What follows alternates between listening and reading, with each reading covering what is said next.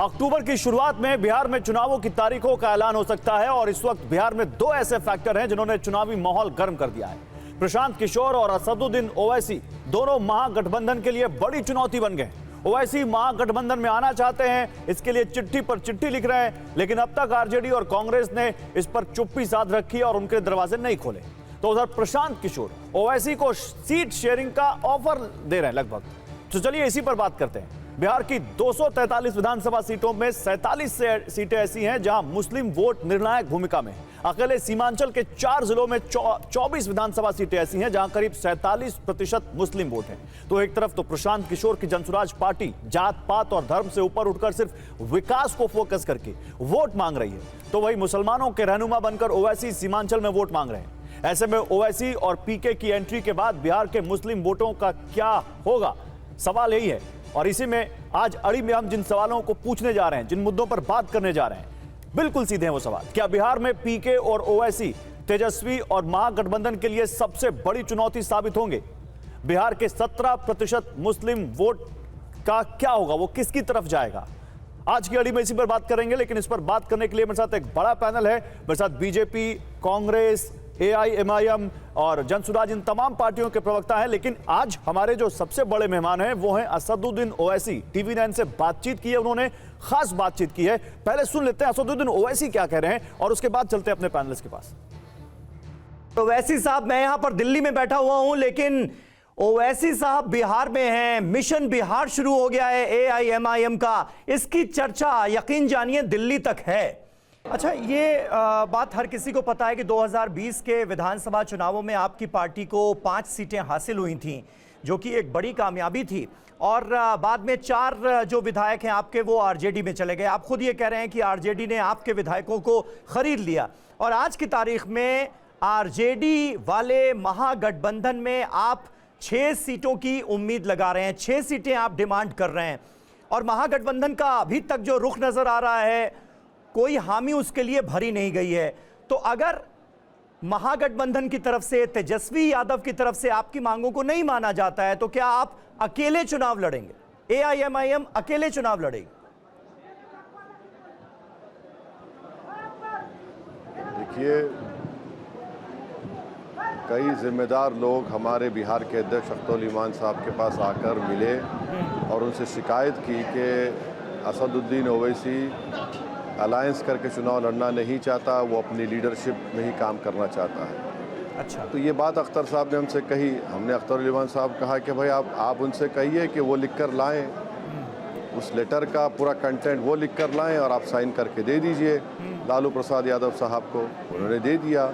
फिर बाद में तेजस्वी यादव ने हैरत अंगेज़ बात कही कि मुझे नहीं मालूम हुआ है।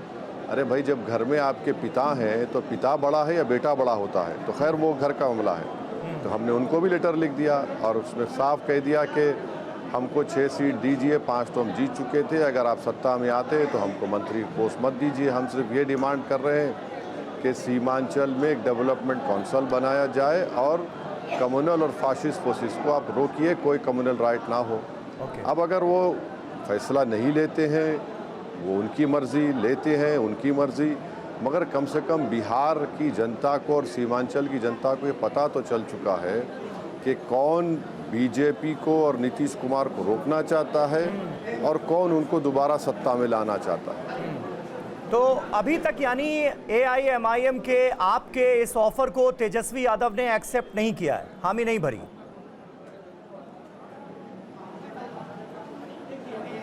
देखिए, मैं इतना ज़्यादा वक्त उस पर गैर ज़रूरी के सोचता क्यों रहूं? जो लोग हमसे जिम्मेदार लोग मिलने आए थे जी, हमने कह दिया कि हम तो तैयार हैं, लिख दिया, हमने बोल दिया। अब इससे बढ़ के तो हम कुछ नहीं कर सकते, मगर हम एक पॉलिटिकल पार्टी हैं, हम अपना चुनाव लड़ेंगे ज़रूर। लेकिन तेजस्वी यादव ये कह रहे हैं ना कि अगर हमने बिहार के दरवाजे खोल दिए तो क्या आप हैदराबाद के दरवाजे खोलेंगे? आप इसके लिए तैयार हैं? देखिए, इंडिया अलायंस में तो एमआईएम पार्टी नहीं है, वो इंडिया अलायंस में है। वो डायरेक्ट हमारे मुख्यमंत्री रेवंत रेड्डी को फ़ोन करके बोले कि हमको भी वहाँ पर सीट दे दें और वो हैदराबाद आएँ और तमाम यादव वोट को ले लें। कौन रोक रहा है उनको? देखिए, हमारे तो बिहार में यहाँ पर हमारे 5 बल्कि पहला एमएलए हमारा तो किशनगंज से जीता, फिर बाद में 5 हम लोग जीते, कई हमारे लोकल बॉडी इलेक्शन हमारे नुमाइंदे जीते हैं पार्टी के, तो वो आए, वो तो इंडिया अलायंस का हिस्सा है, हम तो नहीं है। वो रेवंत रेड्डी साहब को या फिर कांग्रेस के बड़े नेता को बोल दें कि हमको भी आप तेलंगाना में दे दीजिए, आप आइए तेलंगाना, कौन रोक रहा है आपको? भाई आपको रोक कौन रख रहा है? आइए तेलंगाना, लड़िए इलेक्शन। ठीक है, ठीक है। तो प्रशांत किशोर पर अब थोड़ी बात कर लेते हैं। प्रशांत किशोर ने आपको ऑफर किया है, ये सिर्फ मुंह जबानी जमा खर्च तक सीमित माना जाए इसे, या फिर कोई आपको चिट्ठी भी मिली है? और अगर उन्होंने ऑफर किया है तो क्या आप इस ऑफर को एक्सेप्ट करेंगे, प्रशांत किशोर के साथ गठबंधन में जाएंगे?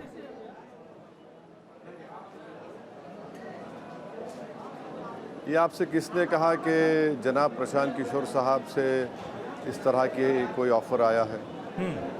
हम ज़रूर हम उनको जानते हैं जी। एज ए सेफोलॉजिस्ट हमारी उनसे कई मरतबा मुलाकात भी हुई है, बल्कि हैदराबाद में जब तेलंगाना के असम्बली चुनाव हुए उस वक्त भी हमारी उनसे मुलाकात हुई थी, और फिर जब पार्लियामेंट के इलेक्शन हो रहे थे वो उस वक्त भी हैदराबाद में थे, हम उनसे मिले ज़रूर। मगर बिहार के चुनाव के पस मंज़र में ऐसे तो कोई बात ही नहीं हुई। अगर ऐसा कुछ होगा तो आपको बताइए, मगर कुछ हुआ ही नहीं अभी। ये सवाल मैंने इसलिए किया ओवैसी साहब क्योंकि जन स्वराज पार्टी बनने के बाद हर कोई ये कह रहा है कि इस बार सीमांचल के राजनीतिक समीकरण जो हैं वो बदल गए हैं, और इसीलिए एआईएमआईएम को भी महागठबंधन में जाने की दरकार है। अगर महागठबंधन की तरफ से दरवाजे नहीं खुलते हैं तो क्या प्रशांत किशोर के साथ एआईएमआईएम गठबंधन में जा सकती है?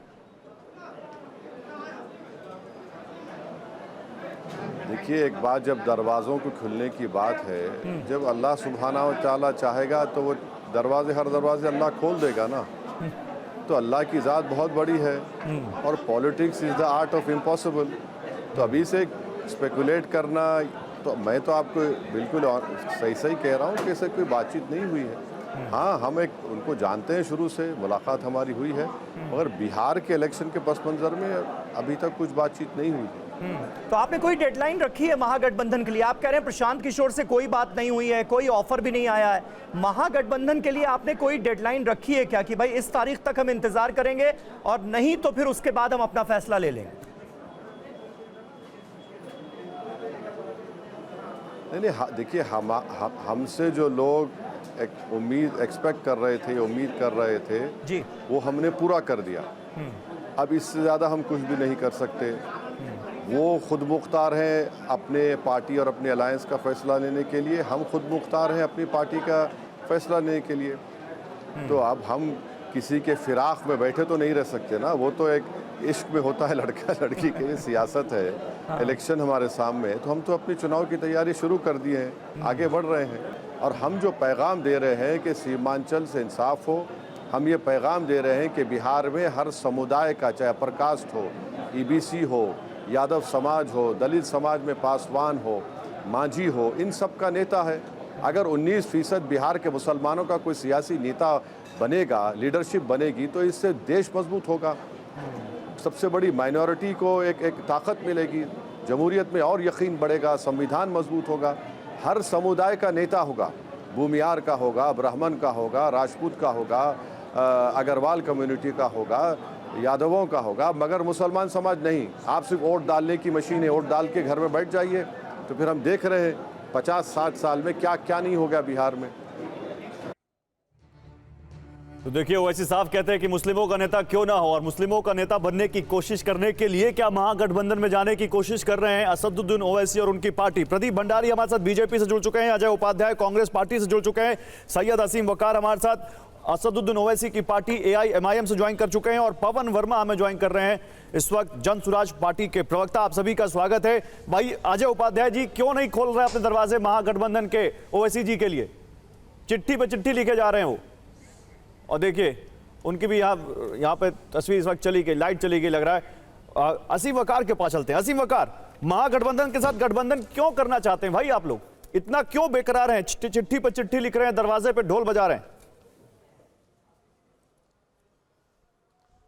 नहीं, ये लोग अक्सर पब्लिक में बैठते हैं, पब्लिक में इन्हीं ने मैसेज दे रखा था कि एमआईएम वाले जो हैं वो गठबंधन नहीं करेंगे क्योंकि बीजेपी के इशारे पे काम करते हैं, बीजेपी के एजेंट हैं, वो हम लोग को चुनाव हराते हैं, आप लोग जागरूक रहिए, उनसे बच के रहिए। तो जनता ने ये बातें आकर ओवैसी साहब से कही कि भाई आप क्यों नहीं करना चाहते हैं? तो उन्होंने कहा करवाइए। तो उन्होंने ही, जो जनता के लोग आए थे कहने के लिए, उन्होंने ही मशवरा दिया कि भाई आप एक लेटर लिखिए। तो अख्तरुल ईमान साहब ने ओवैसी साहब से मशवरा किया कि भाई जनता ये कह रही है कि लालू साहब को एक लेटर लिखा जाए अलायंस के लिए। तो उन्होंने कहा बिल्कुल, अगर जनता कह रही हो तो लिखिए। देखिए, लोकतंत्र में जनता की आवाज़ ही सबसे बड़ी आवाज़ होती है और जनता का फैसला ही सबसे बड़ा फैसला होता है। तो सीमांचल की जनता ने ये एमआईएम से कहा या कि ये दबाव बनाया, सीमांचल की जनता ने कहा और आपके प्रदेश अध्यक्ष अपने पार्टी के करते नहीं है, कार्यकर्ताओं के साथ पहुंच गए लालू जी के दरवाजे पर ढोल बजाने की, दरवाजा खोलो। नहीं, पहले नहीं पहुंचे। हाँ, पहले नहीं पहुंचे, पहले लेटर लिखा। थोड़ा सा बोल लेने दीजिएगा। बोलिए। तो आपको तफसील से समझा दूं। पहले लेटर लिखा लालू जी को जी, तो मैसेज आया साहब लेटर मिला नहीं, तो दोबारा से लेटर लिखा गया, फिर वो मीडिया में आया। तो लालू जी के साहबजादे एक ही घर में रहते हैं, सुबह दोपहर शाम खाना नाश्ता सब करते वक्त बात होती है। पिताजी पॉलिटिशियन है, उन्होंने पार्टी बनाई, साहबजादे को पार्टी का जिम्मेदार बनाया। तो साहबजादे कहने लगे तेजस्वी साहब कि हमको लेटर नहीं मिला, हमको तो दिया ही नहीं, हम जिम्मेदार हैं। अब अंदाजा लगाइए, एक बेटा कह रहा है कि पिताजी को क्यों लेटर दिया आपने, हमें दीजिए, हमको जब मिलेगा तब हम सोचेंगे। तो साहब उनको भी लेटर दे दिया गया।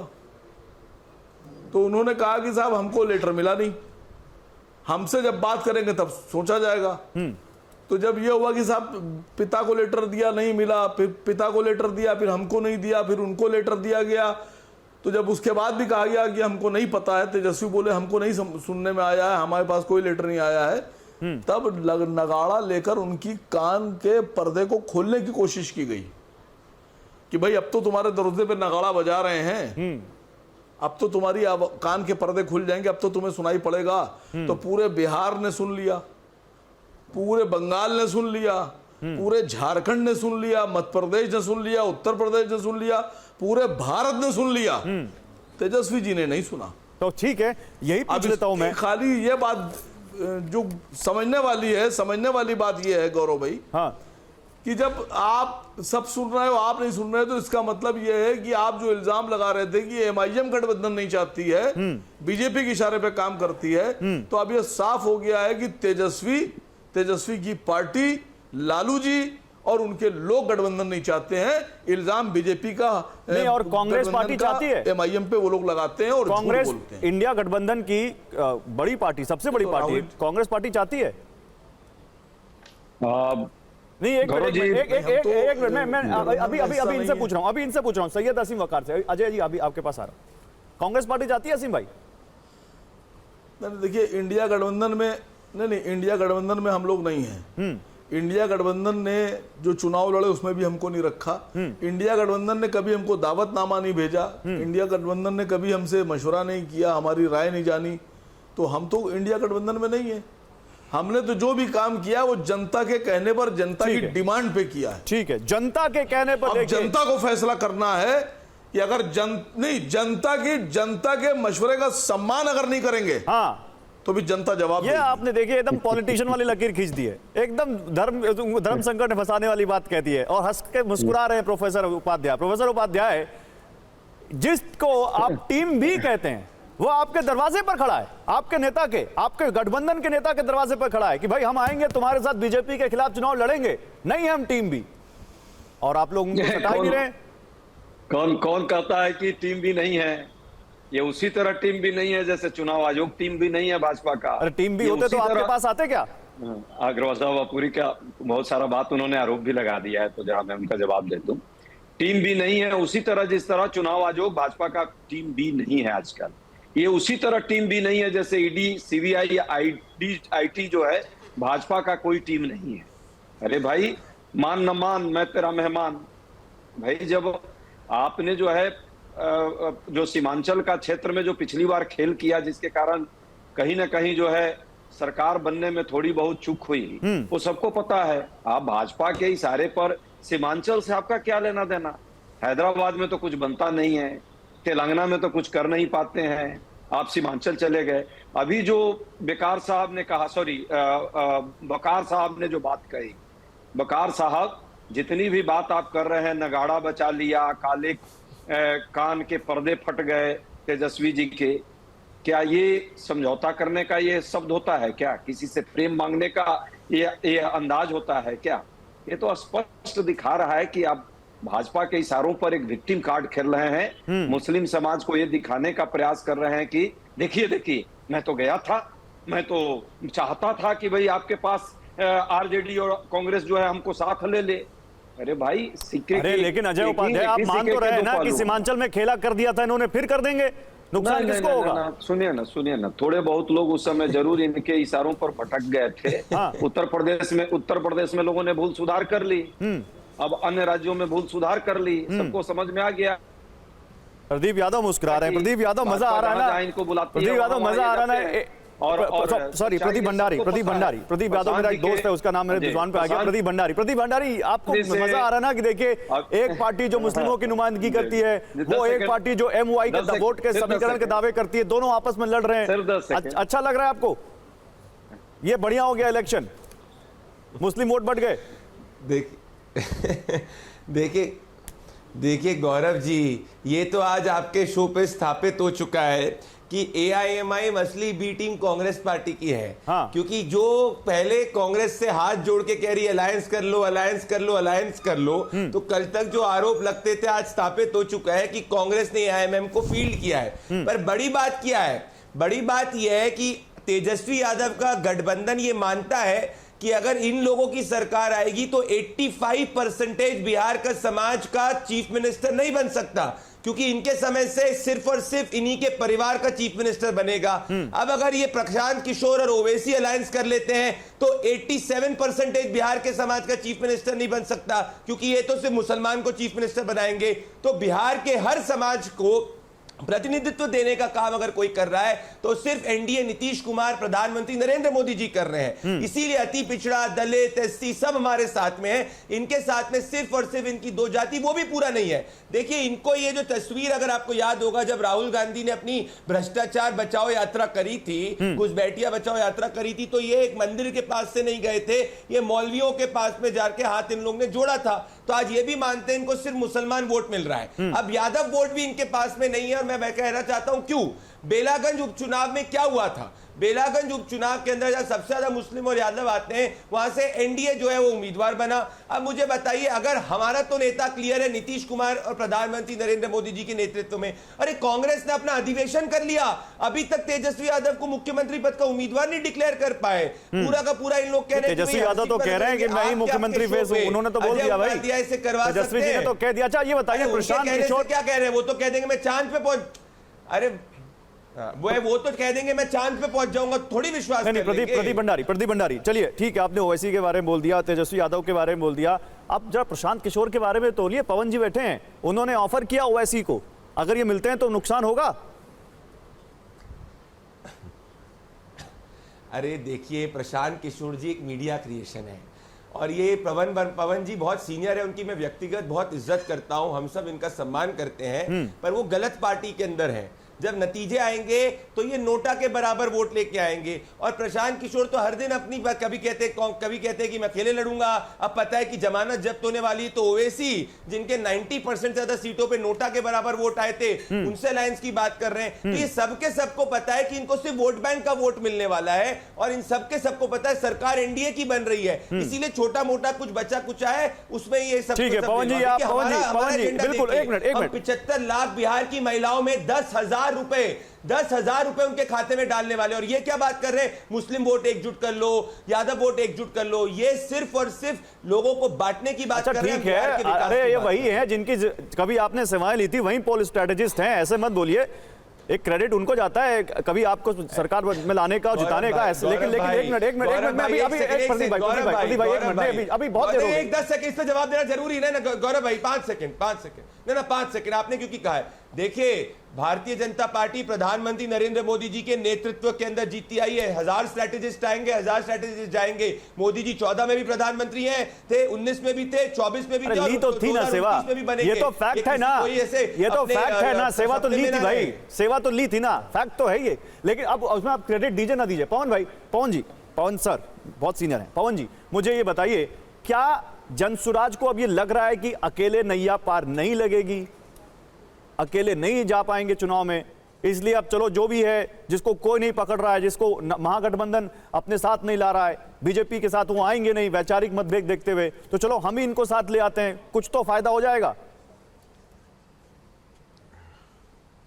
गौरव जी, जिस बात का कोई जमीनी हकीकत या तथ्य है ही नहीं, उस पर आप डिबेट कर रहे हैं।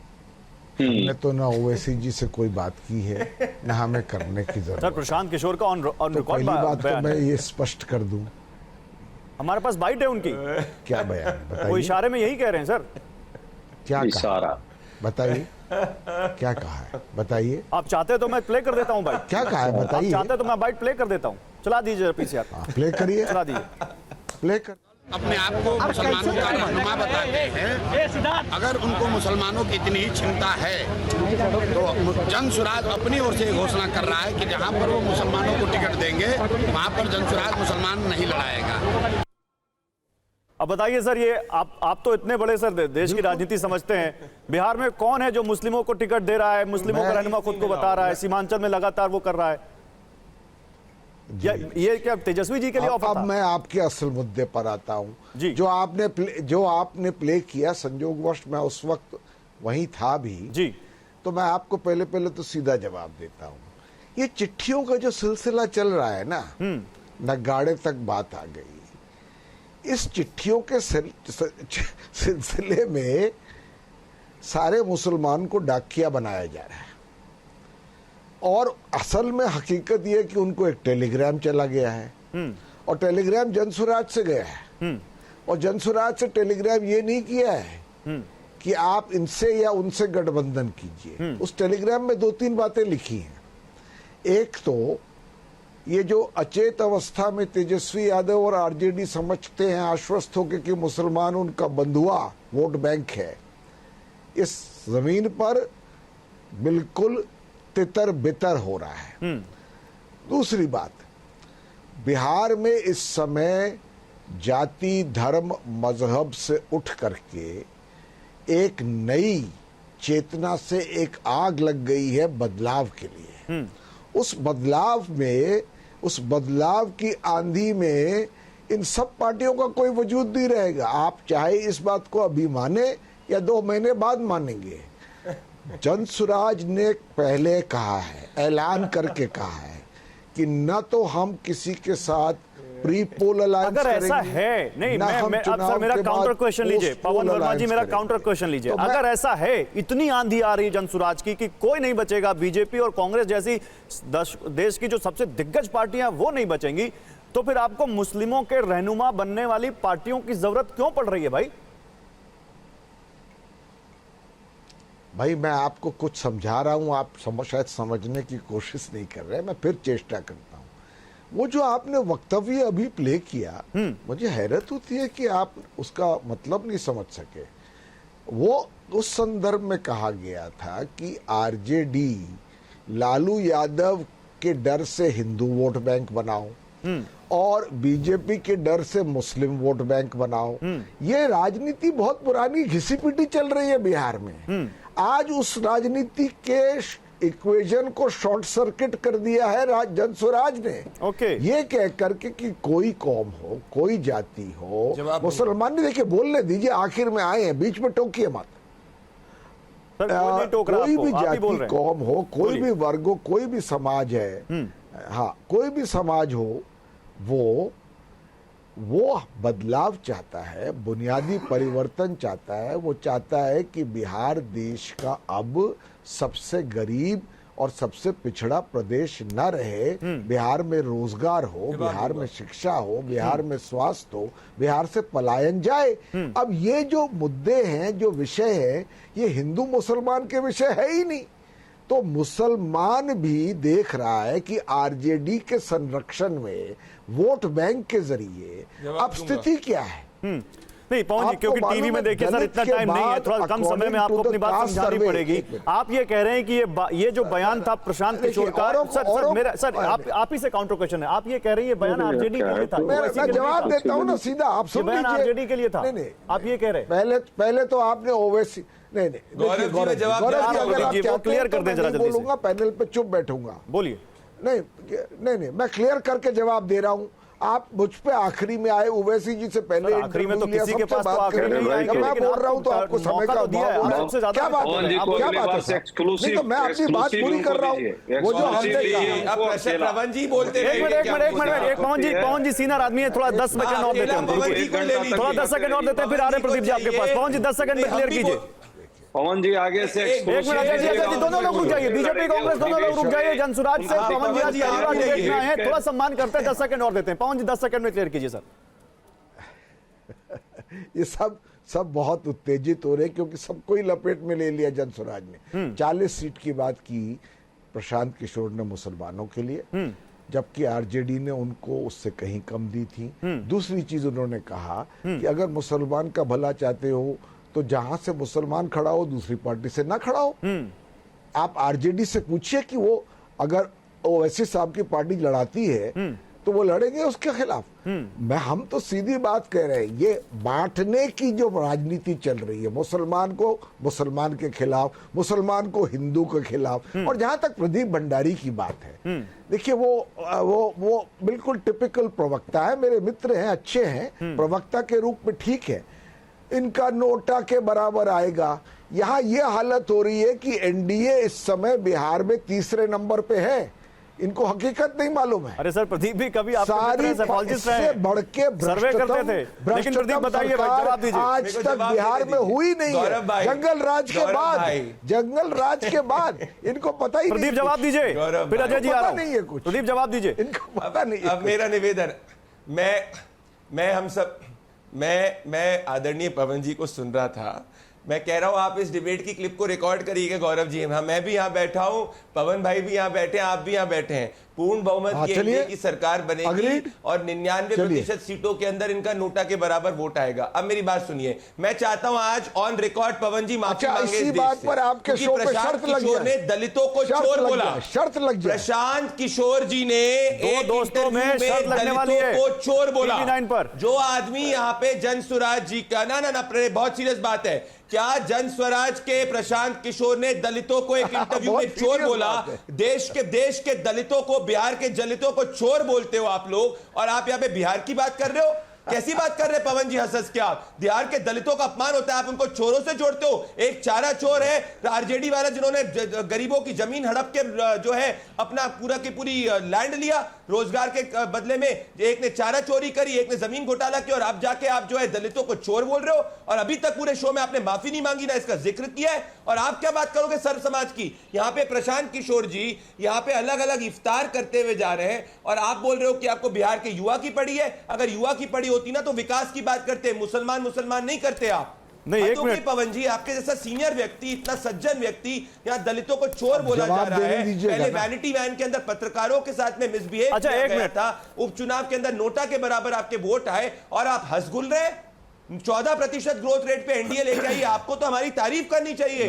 14% ग्रोथ रेट पे लेके आए एनडीए के अंदर। कल 75 लाख महिलाओं के खाते के अंदर 10,000 रुपए जाने वाले हैं। आपको महिलाओं की पड़ी नहीं है, आपको विकास की नहीं पड़ी, आपको अच्छा ठीक है, ओके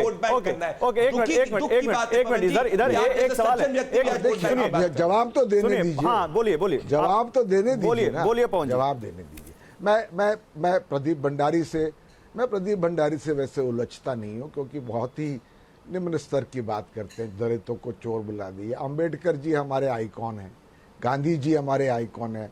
2 साल पद यात्रा की प्रधानमंत्री, 5,000 किलोमीटर, 5,000 गांव गुम थे दुनिया से। प्रदीप भंडारी कहाँ थे, बीजेपी कहाँ थी? छोड़िए इन बातों को, मैं इन चीजों पे पढ़ता ही नहीं हूँ। जब कुछ बचता नहीं है ना मुद्दा या विषय, तब इन चीजों को लेकर के ये आते हैं। तो मैं तो सिंपल बात, एक मिनट प्रदीप जी, आपकी आवाज अभी पवन जी बोल रहे हैं, उनको बोलने दीजिए, फिर अभी सुना दीजिएगा। बता दिए आपने, बोल दिया आपने, ऑलरेडी बोल दिया। Let him complete. हाँ बोलिए पवन जी, जल्दी से कंप्लीट कीजिए।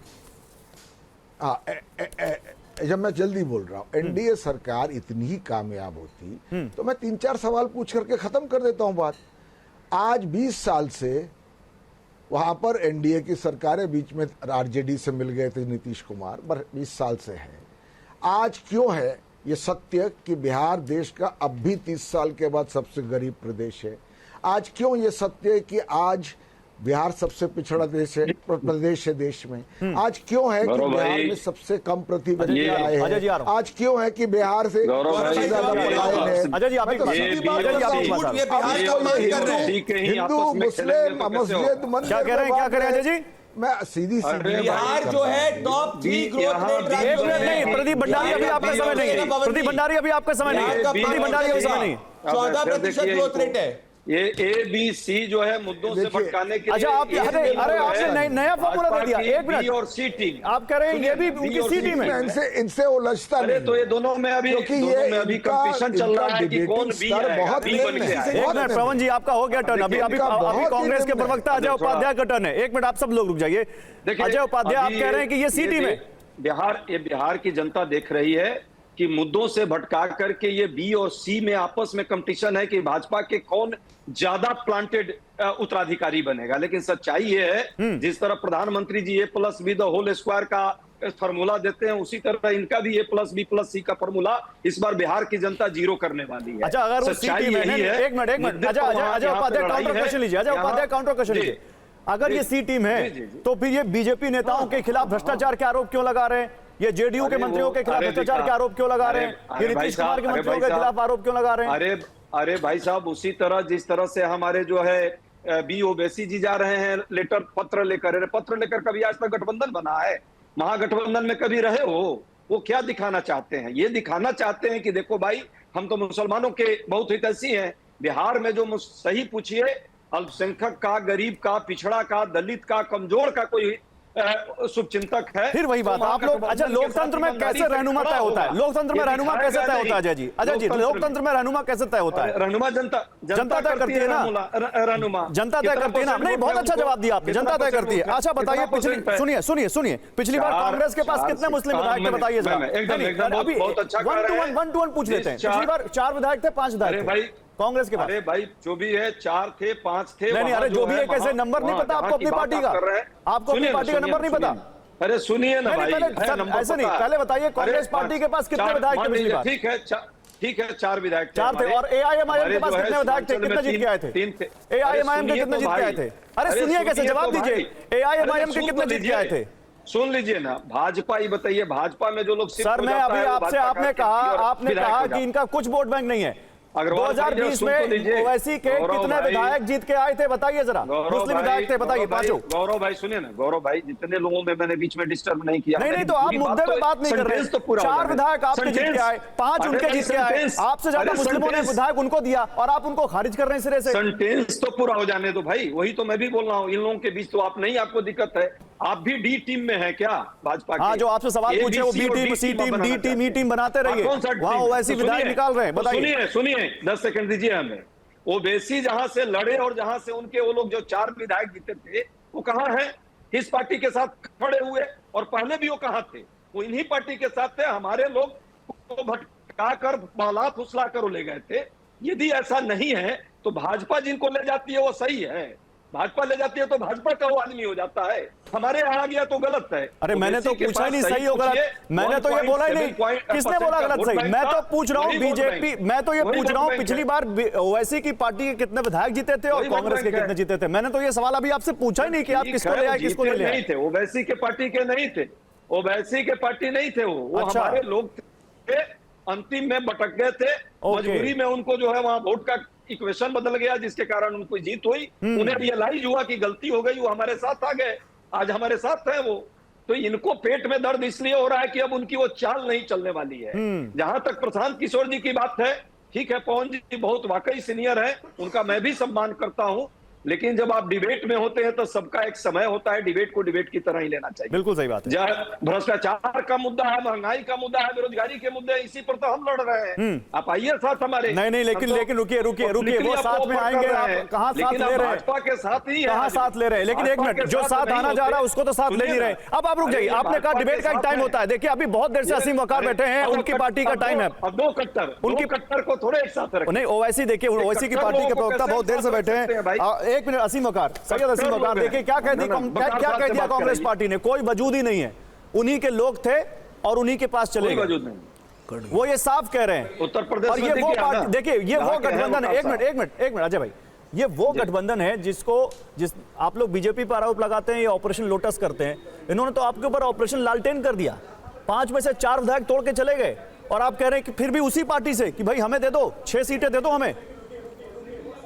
ये कैसा, आप लोग कैसे जज कर रहे हैं उसको? सैयद असीम वकार, आपकी टीवी का वॉल्यूम, टीवी की ज्यादा है, टीवी की वॉल्यूम कम कर दीजिए और बोलिए। आपके यहाँ पीसीआर पे लोग देखते नहीं है? सैयद असीम वकार, आपको आवाज आ रही मेरी? लगता असीम वकार तक आवाज नहीं आ रही। प्रदीप भंडारी बोलिए। देखिए, मेरे को बहुत पीड़ा इस बात की हुई गौरव जी कि जब प्रशांत किशोर ने दलितों को चोर बोला तो यहाँ प्रशांत किशोर के प्रवक्ता कह रहे हैं ये मुद्दा ही नहीं है। मतलब ये लोग दलितों को इस तरीके से अपमानित करेंगे बिहार के, और इसी तरीके से एंटाइटल तरीके करेंगे, मुद्दा नहीं, मतलब दलित की इज्जत इनके लिए मुद्दा नहीं है। एक सवाल मैं आपसे पूछना चाहता हूं प्रदीप, मैं एक सवाल आपसे पूछना चाहता हूं, एक काउंटर क्वेश्चन ले लीजिए, आप ही बोलिएगा। मुस्लिम वोट आपके लिए मुद्दा है? 17%, 18% जो मुस्लिम है वो आपके लिए मुद्दा है बिहार में? हमारे लिए हर व्यक्ति बिहार का, ठीक है, तो सुनिए, आप लोगों ने पिछली बार एक टिकट दी नहीं और जेडीयू ने 11 टिकट दी, एक भी मुस्लिम एमएलए जीत के आया नहीं। तो अगर आपके लिए मुद्दा है तो फिर वो आपको वोट क्यों नहीं दे रहे, आपको जिता क्यों नहीं रहे आपके एमएलए को? प्रश्न कर रहे हैं गौरव भाई, नैरेटिव की बात, इनकी नौकरी खाइएगा क्या? फाइनल एक्सटेंशन क्या है इसका? एक सेकेंड अजय जी, इसका फाइनल एक्सटेंशन है जो जिन्ना बात करता था कि मुसलमान का प्रतिनिधित्व सिर्फ मुसलमान ही कर सकता है। तो क्या आप जिन्ना वाली पॉलिटिक्स की बात कर रहे हैं जैसे कांग्रेस पार्टी और ये एआईएमआईएम करते हैं और ये प्रशांत किशोर करते हैं? और अगर ऐसी बात है तो मैं पूछना चाहता हूं, 2014 कांग्रेस पार्टी ने मुसलमान का प्रतिनिधित्व कोई मुस्लिम हो सकता है तो मुस्लिम क्यों नहीं हो सकता हिंदू का प्रतिनिधि दिया था जो 2019 के अंदर 34 था, तो क्यों इनने कम कर दिया प्रतिनिधित्व? अरे ये लोग अगर मुसलमान समाज के इतने बड़े हितैषी हैं तो इनने क्या मुसलमान समाज का भला किया? अब वोट कोटाइए। चलिए उन्हीं से पूछ लेते हैं। सैयद असीम वकार हमारे साथ जुड़ चुके हैं। प्रदीप भंडारी, इन लोगों ने पॉलिटिकल प्रतिनिधित्व कम क्यों किया? ठीक है प्रदीप भंडारी, रुकिए, मैं आ रहा हूं इसमें अभी अजय उपाध्याय जवाब देंगे, लेकिन सैयद असीम वकार आप बीच में शायद आपसे कनेक्शन कट गया। देखिए यहाँ पर साफ क्या कहा जा रहा है कि ओवैसी की पार्टी का कोई वजूद नहीं है। पिछली बार वो धोखे से जीत गए, वो कांग्रेस और आरजेडी के कैंडिडेट थे, उसी में चले आए। तो जो पार्टी आप पर ऑपरेशन लालटेन चला रही हो उसी से क्यों गठबंधन करने पर आप आमादा है? देखिए, सबसे बड़ी बात तो कांग्रेस के जो प्रवक्ता ये बात बोल रहे हैं उनकी खुद की गारंटी नहीं है कि कल को कांग्रेस में रहेंगे या 24 घंटे के बाद बीजेपी में चले जाएंगे। मैं नाम ले रहा हूं, सब नाम नहीं याद है, जितने आ गए उनका ले रहा हूं नाम आपसे। गौरव वल्लभ, जयवीर शेरगिल, शहजाद पूनावाला, संजय निरुपम, ज्योतिरादित्य सिंधिया। बकार साहब, मैं इसीलिए सर आप इतने अकलमंद आदमी नहीं है, आप बीच में मत बोलिए, मैं बोलता नहीं बीच में किसी के। अरे तो अनाप शनाप बात नहीं, मैं इतना नहीं, मैं बीच में बोलता नहीं किसी के। व्यक्तिगत मैं कहाँ रहूंगा? ज्योतिरादित्य सिंधिया, रीता बहुगुणा जोशी, पेमा खांडू और हेमंता विश्व शर्मा अगर चले जाएंगे तो उनकी बीजेपी में चले गए ना, प्रमाण पत्र चले गए तो रुक जाइए अजय उपाध्याय, रुक जाइए, मैं रोक रहा हूँ, उनको मुद्दे पे ला रहा हूँ, का नहीं है, इनको मुद्दे पे मुद्दे पे ला रहा हूँ। 3 सेकंड बचे, मुद्दे पर आइए। जो आपके विधायकों को तोड़ रहा है उसी से क्यों जुड़ना चाह रहे हैं आप? से मिलकर बताइए असीम वकार, एक मिनट रुक जाइए, अजय उपाध्याय रुक जाइए, अजय उपाध्याय रुक जाइए, असीम वकार समय नहीं है, इसी में तू मैं समझ खत्म हो जाएगा। बोलिए। ये रुकेंगे नहीं, ये बीजेपी की ट्रेनिंग लिए हुए हैं। रुक गए। और ये ट्रेनिंग होती है कि जब आपको लगे कि आप फंसने वाले तो आप बोलना शुरू कर दीजिए। ये उपाध्याय को अगर अभी आप खाली फिर एक पर्सनल फोन जा रहे आ हैं। जाए कि आ जाओ तुम्हें हम बीजेपी में ये बना देंगे, तो या ऐसे भागेंगे। अरे भैया, पर्सनल जिसने ने आपके कमेंट किया था विधायक सर तोड़े पहले। उससे क्यों सटना रिपीट है? कर यदि लीजिएगा। ट्रेनिंग होती है क्या जो जवाब ना दे रिपीट पाए कर लीजिएगा। उसका आंसर ना दें, ये भी ट्रेनिंग होती है क्या? समय खत्म हो चुका है।